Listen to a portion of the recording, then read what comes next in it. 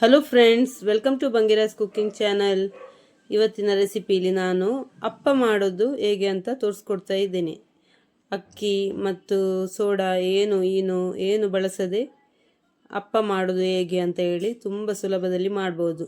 ಸಿಂಪಲಾಗಿ ನಿಮಗೆ ಮನೆಯಲ್ಲಿ ದಿಢೀರಂತ ಮಾಡುವಂತಹ ಅಪ್ಪ ಹೇಗೆ ಮಾಡೋದು ಅಂತ ತೋರಿಸ್ಕೊಡ್ತೇನೆ ಫ್ರೆಂಡ್ಸ್. ನನ್ನ ಚಾನಲನ್ನು ಯಾರಾದರೂ ಸಬ್ಸ್ಕ್ರೈಬ್ ಮಾಡದೆ ನೋಡ್ತಿದ್ರೆ ಸಬ್ಸ್ಕ್ರೈಬ್ ಮಾಡಿ ಫ್ರೆಂಡ್ಸ್. ಲೈಕ್ ಮಾಡಿ, ಸಪೋರ್ಟ್ ಮಾಡಿ, ವಿಡಿಯೋವನ್ನು ಪೂರ್ತಿಯಾಗಿ ನೋಡಿ. ಪಕ್ಕದಲ್ಲಿ ಇರುವ ಬೆಲ್ ಬಟನನ್ನು ಒತ್ತಿ, ನಿಮಗೆ ನೋಟಿಫಿಕೇಷನ್ ಮುಖಾಂತರ ನನ್ನ ವೀಡಿಯೋಸ್ ಮೊದಲೇ ಬರ್ತದೆ ನೋಡಿ. ಮೊದಲಿಗೆ ನಾನು ಮಿಕ್ಸಿಗೆ ಹಾಕ್ತಾ ಇದ್ದೇನೆ 1 ಕಪ್ ರವೆ, ಬಾಂಬೆ ರವೆ ಅನ್ನು ಮಿಕ್ಸಿಗೆ ಹಾಕ್ತಾ ಇದ್ದೇನೆ ನಾನು. ನೋಡಿ 1 ಕಪ್ ತಗೊಂಡಿದ್ದೇನೆ. ಇದನ್ನು ಮಿಕ್ಸಿಯಲ್ಲಿ 1 ಸುತ್ತು ತಿರುಗಿಸಿ ತೆಗೆದಿದ್ದೇನೆ. ಆಮೇಲೆ ನೋಡಿ 2 ಬಾಳೆಹಣ್ಣು ಹಾಕ್ಕೊಂಡಿದ್ದೇನೆ ನೋಡಿ, ಮತ್ತು ಅರ್ಧ ಕಪ್ ಗೋಧಿ ಹಿಟ್ಟು. 1 ಕಪ್ ರವೆಗೆ ಅರ್ಧ ಕಪ್ಪು ಗೋಧಿ ಹಿಟ್ಟು ಹಾಕ್ಕೊಳ್ತಾ ಇದ್ದೇನೆ ನಾನು. 2 ಬಾಳೆಹಣ್ಣು, ರುಚಿಗೆ ಸ್ವಲ್ಪ ಉಪ್ಪು ಸ್ವಲ್ಪ ಹಾಕಿದರೆ ಸಾಕು, ಯಾಕಂದರೆ ಬೆಲ್ಲದಲ್ಲಿ ಕೂಡ ಉಪ್ಪು ಇರ್ತದೆ ನೋಡಿ. 1 ಕಪ್ ಬೆಲ್ಲ ತಗೊಂಡಿದ್ದೇನೆ ನಾನು, ಪುಡಿ ಬೆಲ್ಲ ತಗೊಂಡಿದ್ದೇನೆ.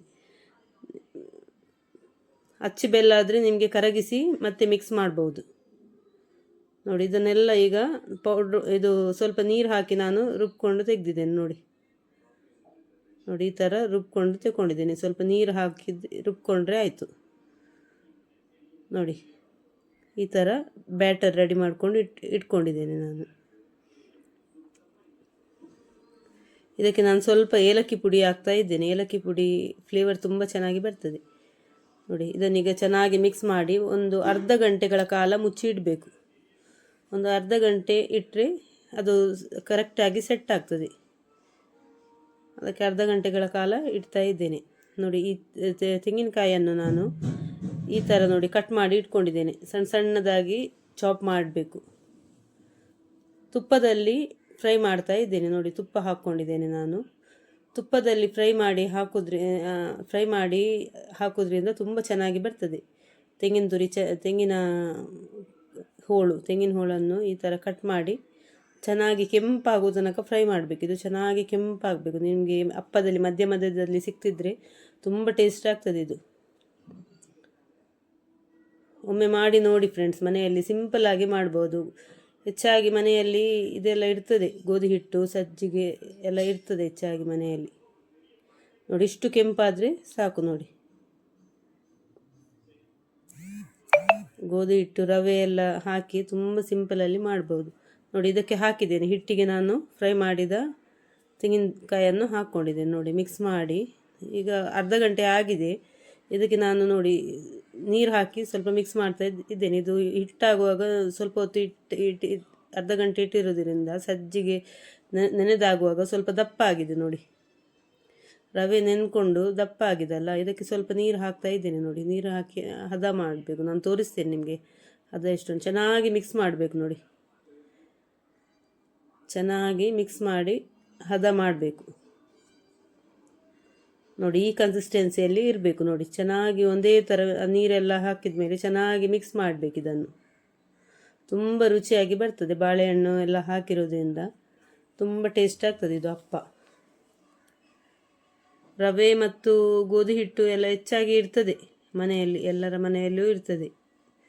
ಹಾಗಾಗಿ ದಿಢೀರಂತ ಮಾಡ್ಬೋದು.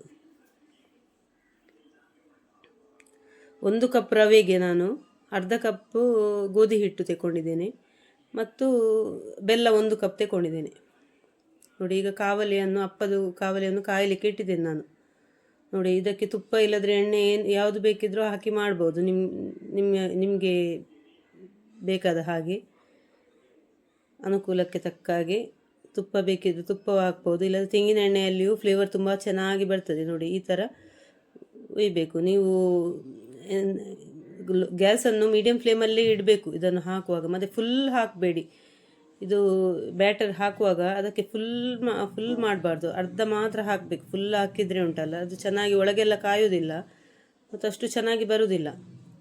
ಯಾಕಂದರೆ ನೀವು ಅರ್ಧ ಹಾಕಿದರೆ ಅದು ಬೆಂದಾಗುವಾಗ ಉಬ್ಬಿ ಬರ್ತದೆ, ಸ್ವಲ್ಪ ಮೇಲೆ ತನಕ ಬರ್ತದೆ. ಅದಕ್ಕಾಗಿ ಅರ್ಧ ಹಾಕಬೇಕು, ಫುಲ್ ಹಾಕಬೇಡಿ ನೋಡಿ. ಈ ಥರ ಕಾದ ಮೇಲೆ ಈ ಥರ ಮಗುಚಿ ಎರಡು ಬದಿ ಕೂಡ ಕಾಯಿಸಬೇಕು, ಫ್ರೈ ಮಾಡಬೇಕು. ತುಂಬ ಟೇಸ್ಟ್ ಆಗ್ತದೆ, ರಪ್ಪ ಆಗ್ತದೆ. ಇದು ತುಂಬ ಕೆಲಸ ಏನಿಲ್ಲ ಇಲ್ಲ. ನೋಡಿ ಈ ಥರ ಫ್ರೈ ಮಾಡಿ ತೆಗಿಬೇಕು. ನಿಮಗೆ ತೆಂಗಿನೆಣ್ಣೆಯಲ್ಲಿ ಸಹ ಒಳ್ಳೆಯದಾಗ್ತದೆ ಫ್ಲೇವರ್. ತುಪ್ಪದಲ್ಲಿ ಬೇಕಿದ್ರೆ ತುಪ್ಪದಲ್ಲಿ ಕೂಡ ಮಾಡ್ಬೋದು.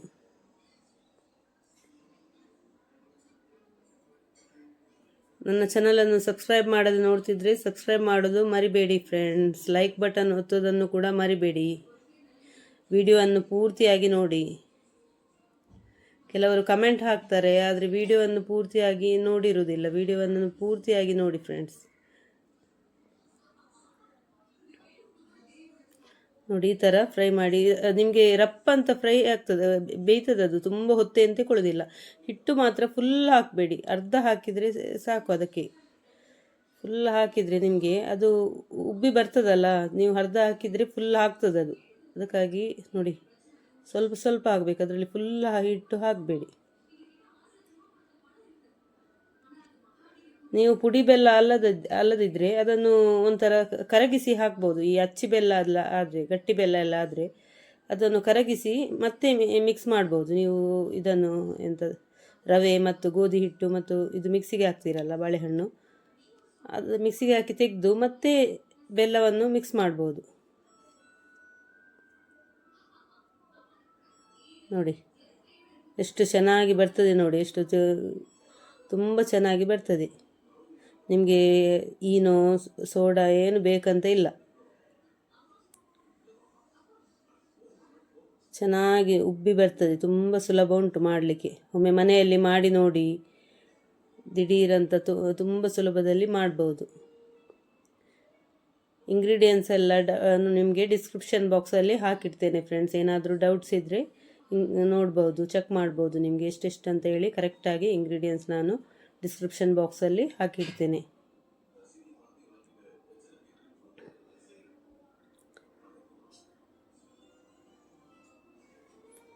ಫ್ರೈ ಆಗಲಿಕ್ಕೆ ತುಂಬ ಹೊತ್ತೆ ಅಂತ ಕೊಡೋದಿಲ್ಲ. ನೋಡಿ ಈಗ ಫ್ರೈ ಆಗಿದೆ, ಈಗ ತೆಗಿತಿದ್ದೇನೆ ನಾನು. ನೋಡಿ